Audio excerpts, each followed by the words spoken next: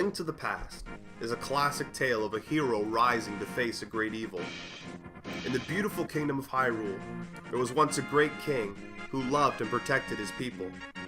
But Ganon, the king of the desert thieves, longed for the golden power hidden away within the sacred realm. Using his large armies, he stormed into the sacred realm and took the golden power by force, then killed off all of his own men. The power turned Ganon into a huge beast, and the 7 wise men of the age came together to seal him away in the sacred realm. Generations passed. Ganon turned the once beautiful sacred realm into the Dark World. After most people forgot about these events or passed them off as a legend, a great wizard came into Hyrule in service of the king. Once gaining the king's trust, the wizard kidnapped the descendants of the wise men, including the king's own daughter, and broke the seal keeping Ganon locked away. An old swordmaster named Alphon went to the castle to rescue the princess, but his nephew Link followed him. After finding his uncle wounded and on the verge of death in the castle sewers, Link takes up his uncle's sword and continues on his quest to save Hyrule. Okay, let's get the controversial stuff over first.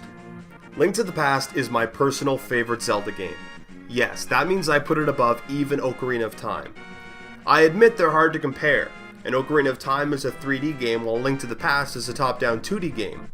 But I think Ocarina of Time gets extra praise for being revolutionary, which is great, but that doesn't necessarily mean it's a good game today. If the original Mario came out today, people would hate it, but it's considered one of the greatest games of all time because it was a forerunner. Okay, Link to the Past.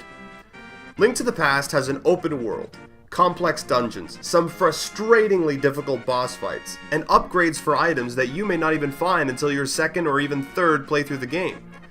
The story is surprisingly deep for the time. Super Nintendo games were usually too busy focusing on graphics and gameplay to factor in a complex story. Look at Mario. There is practically no story in Super Mario World. You just beat world after world and eventually you save the princess. You can even skip 2/3 of the game if you know how to get to the Star World. The Zelda series has always been enjoyable for story buffs. You get attached to characters, you say? You don't like it when people die in fictional stories? Then you probably shouldn't play Zelda. It's not for you.